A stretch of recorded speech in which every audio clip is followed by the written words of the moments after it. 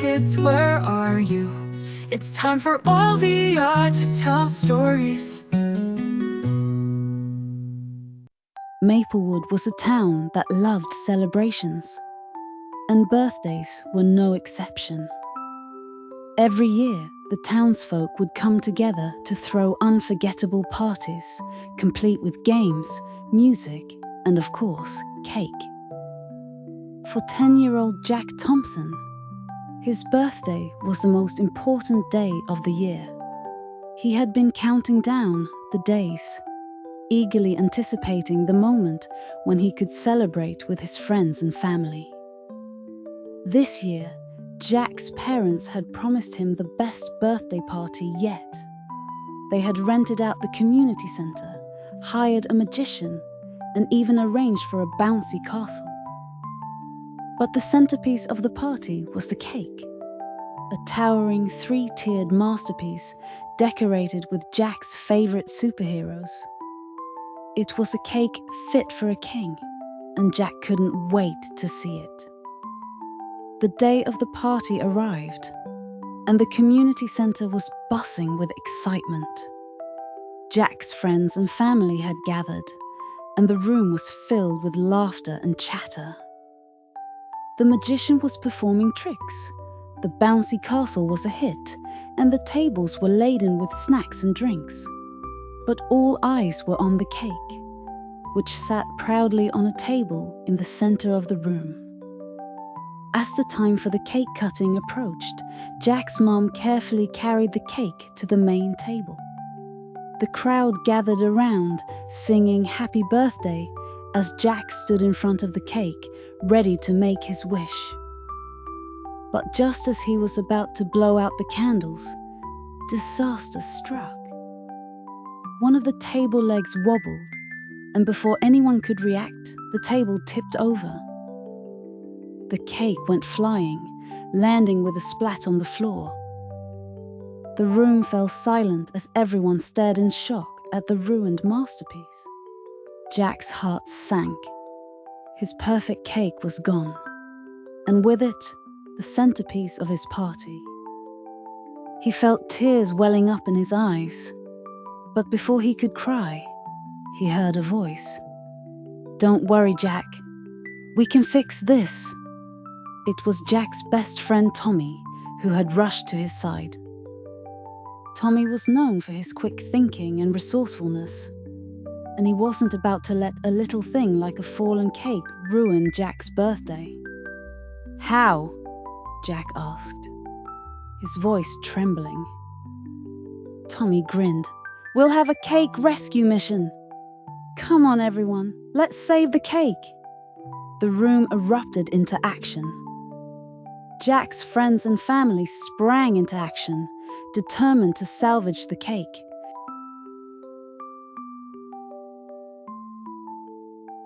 She found some leftover frosting, sprinkles, and a few cupcakes that had been set aside for the party favors.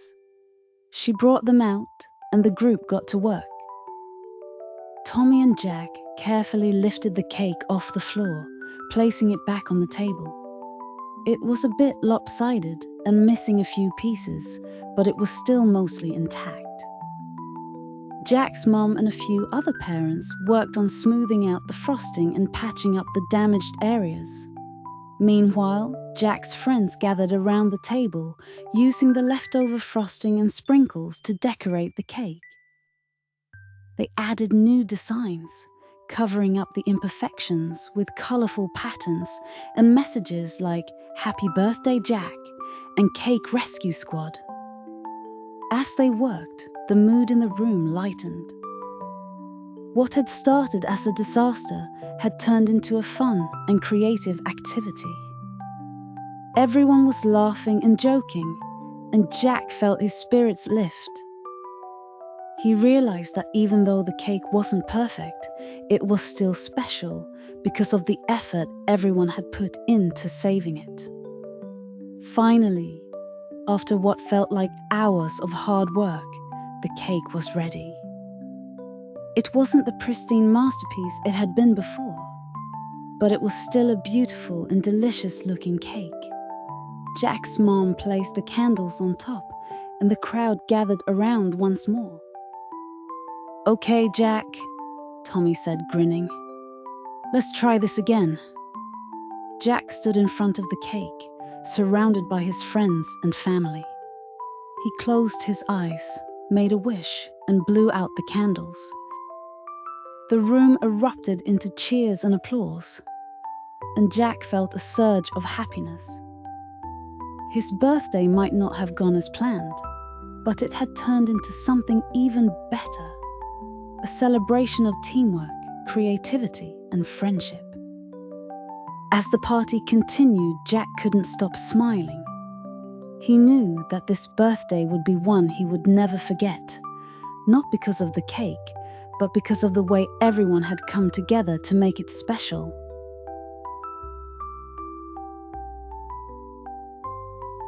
"Really? Even with the cake falling?" His dad nodded. "Sometimes the best memories come from the unexpected moments. Today, you saw how much your friends and family care about you."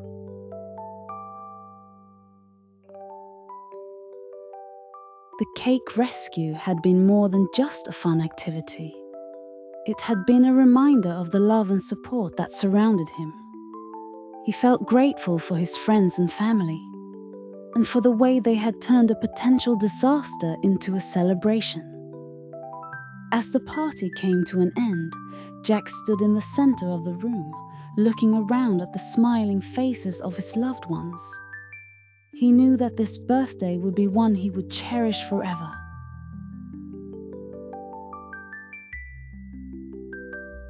A reminder that even when things don't go as planned, there's always a way to turn a disaster into a celebration.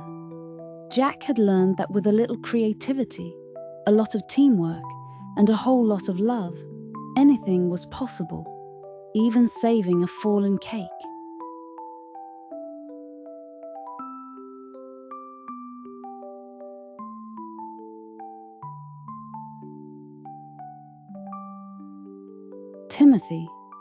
Tim Harper, was an ordinary high school student with an extraordinary secret.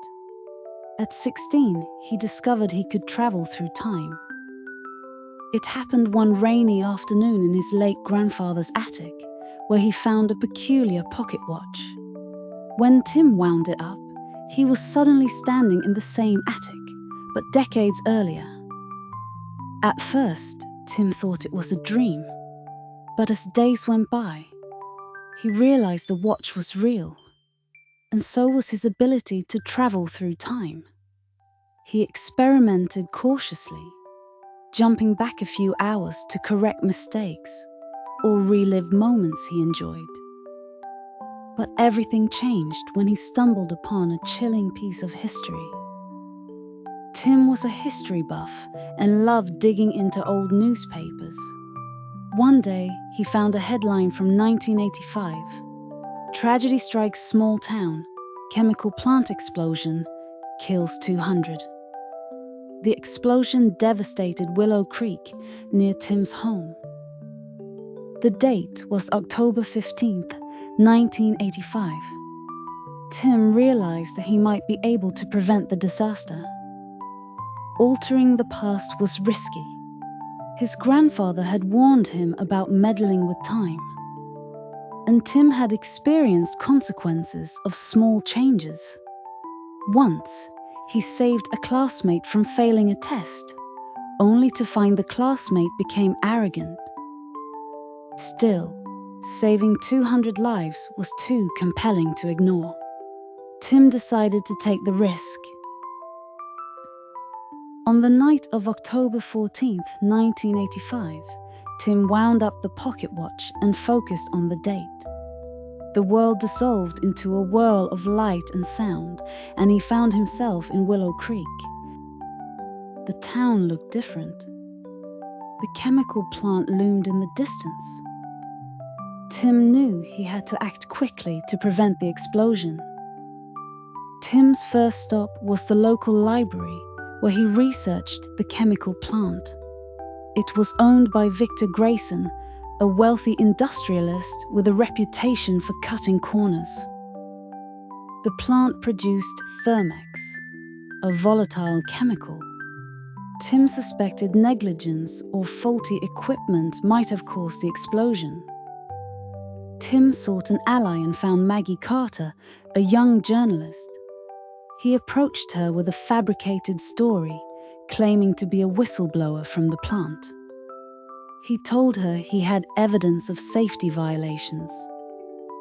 Maggie was skeptical, but Tim's knowledge convinced her to investigate. Together, they uncovered ignored safety reports. By the morning of October 15th, Tim and Maggie had enough evidence to confront Grayson. They demanded to speak with him. Grayson dismissed their concerns, but Tim knew they were running out of time. While Maggie distracted Grayson, Tim sneaked into the control room to locate the faulty valve that would trigger the explosion. Tim was caught by security and dragged back to Grayson's office. He revealed the truth. "I'm from the future. If you don't shut down the plant, it's going to explode." Grayson laughed, but Maggie stepped forward, urging him to listen. Grayson hesitated, then ordered the plant to be evacuated. Tim and Maggie helped usher the workers to safety. As they reached the gates, a deafening roar shook the ground. The explosion had begun, but thanks to their efforts, everyone had escaped in time. The town was saved, though the plant was destroyed. Grayson was arrested, and Maggie's exposé made her a celebrated journalist.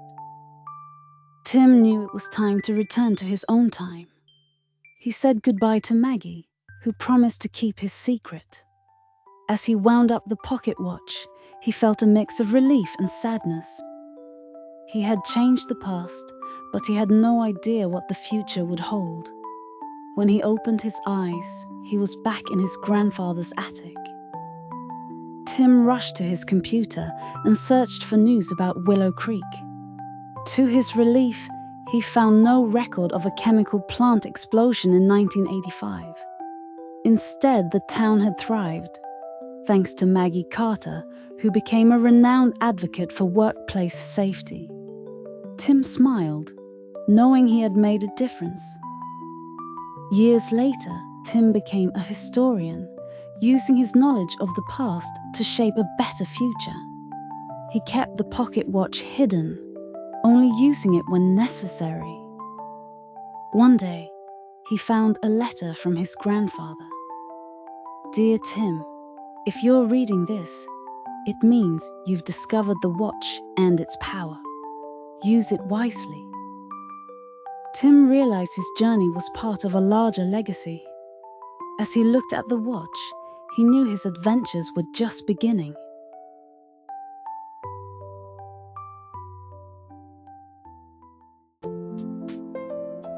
If you like our stories, please like, subscribe, and turn on the little bell, so you won't miss exciting stories every day. You are also welcome to share it with family and friends to listen to the story together. Love you.